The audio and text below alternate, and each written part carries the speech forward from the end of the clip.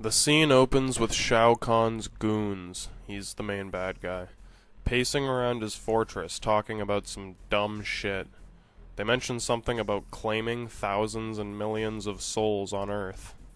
My squads have already claimed thousands of innocent souls on Earth. And I would have claimed millions.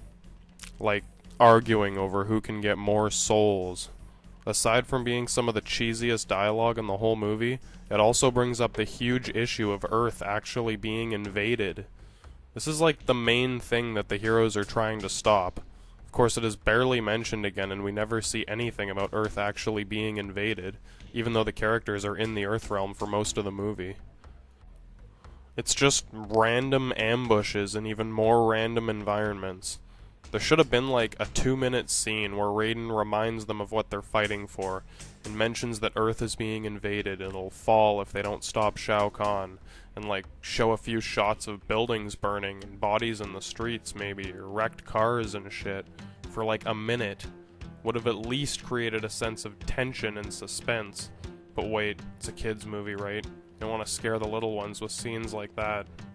And prepare for victory.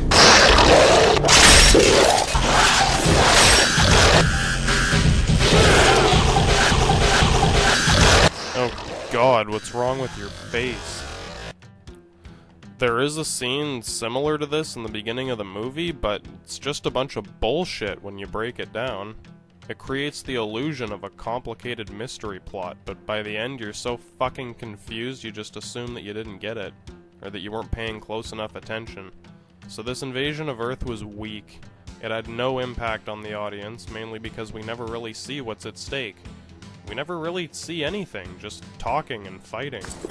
My squads have already claimed thousands of innocent souls on Earth. Come to think of it, aside from a few monks in the beginning and the end of the movie, that were the same ones from the early and closing scenes of the last movie, I didn't see any people on Earth while they were there, or in Outworld. In the original movie, seeing the people on Earth gave us a sense of what the heroes were fighting for. The only people that are in this movie are characters from the games and nameless members of Shao Kahn's extermination squads. A bunch of cliché, retarded cannon fodder goons who die if you punch them. It's like an army of well-dressed homeless people. You never see any civilians, which makes it hard to care about the outcome of the fight. And no, that 1-2-second shot of a couple skeletons in a car doesn't count. That's gotta be like the weakest shit ever to show what an invasion is causing. There's gotta be like 1,000 fatal car crashes every day worldwide. Why would we care about one car that got stuck between realms on a floating bridge? But Khan must be stopped or your world will perish. So anyway, while the purple ninja and the bull man are bragging about souls, the four-armed crazy bitch with the huge muscles and the tight plastic pink bodysuit starts bitching at the bull man about being in a zoo. And I would have claimed millions. By now, you'd be behind bars on display in a zoo.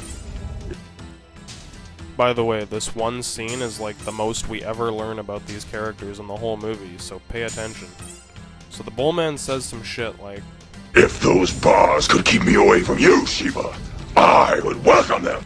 and naturally the reverse psychology works, and she gets some kind of urge to jump up on the table and flex her arms. They give each other the fuck face, and then she jumps on him, and they really start grabbing each other. And he lifts her up in the air, and they're both screeching and roaring. What the fuck is this? See what I mean about this not being a kids movie? This is like the kind of porn you really gotta look hard for. I'd call it bestiality, but I don't think it counts if they're both animals. So, the trans-species mating ritual is interrupted by Shao Kahn himself. Damn, that was getting hot. And the others really looked like they were enjoying watching. The purple ninja even turns around like someone just walked in on him masturbating. So Shao Kahn yells, Silence! and then he enters the room. The bullman drops the She-Hulk and gives a stare at Shao Kahn like, Oh, fuck off. I was about to score, man. Shit. Shao Kahn stares blankly ahead and asks for a report. What is your report? Then comes one of the dumbest lines in the whole movie. The purple ninja says, in his robotish voice, 2 of Earth's best warriors have already been taken. Cabal and Stryker. So then you're thinking, oh damn, no way. They've taken Cabal and Stryker? They didn't say they were killed, maybe they're alive. Shit. Wait a second, who the fuck is Stryker? And Cabal? Is he like a terrorist or something? Who are these people? If they're two of Earth's best warriors, you'd think I'd have heard of them before. But no. This is the first and last mention of these characters, and we never see them. Man, I bet a lot of people were pissed off when Cabal died. We got really attached to that guy, didn't we? Of course, if you'd played the games enough, you'd know who these guys are, and probably a thing or two about their characters. But for the millions of moviegoers who don't play video games, that must have been like the most confusing line in the whole movie. Some people probably thought they missed something important earlier, so they better pay closer attention. Putting shit like this in a movie is like bullying your audience, trying to make them feel dumb for not understanding what's going on, when really it's the writers and director that couldn't think of anything for these characters to say. Unless anyone else has a different point of view. Great going, guys. Way to take one for the team. So, that one line from the Purple Ninja alone... Two of Earth's best warriors have already been taken.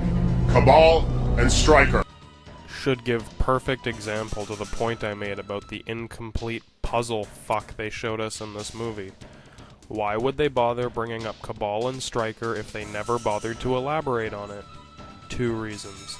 To shove as many characters from the game into the movie as they could, and because they literally could not think of anything better for this guy to say.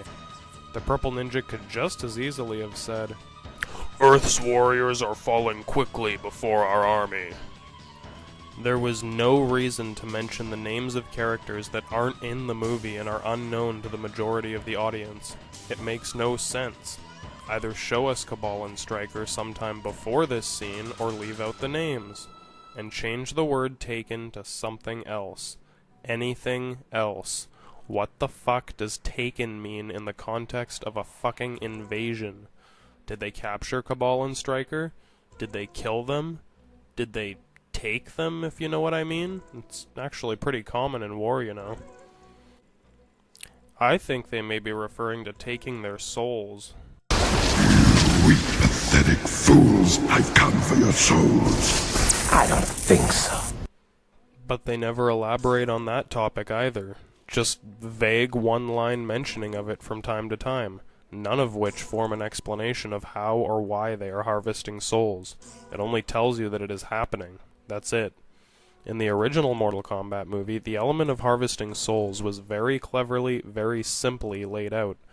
A 3-minute scene of dialogue thoroughly explained that a mad sorcerer who served the Emperor of Outworld and was in charge of the group of warriors representing Outworld in the Mortal Kombat tournament had the ability to steal the souls of recently dead mortals to increase his power. There's even mention that he learned how to steal souls from the Emperor of Outworld himself, Shao Kahn. This immediately gives you a clear idea of the power of the enemy and why the heroes from Earth have to win the tournament to prevent these fucking nutjobs from invading Earth. This tension is amplified by the fact that the opening scene of the first movie is Liu Kang's little brother fighting this crazy fucking sorcerer Shang Tsung.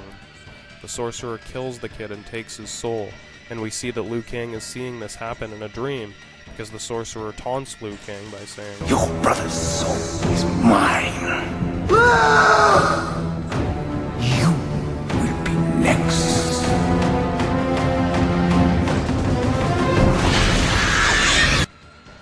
And then there's a creepy, startle-you-awake thing. The combination of the dramatic scene and awesome acting by the old sorcerer guy made you feel Liu Kang's struggle, and the threat to his own soul. It made it easy to care about what's happening.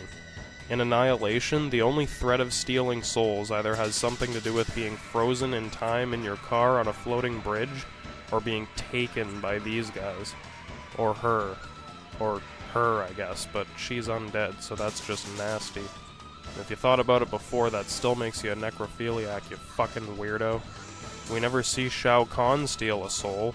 Not even Johnny Cage's when he killed him. That was a primo soul. Together, we couldn't even save Johnny.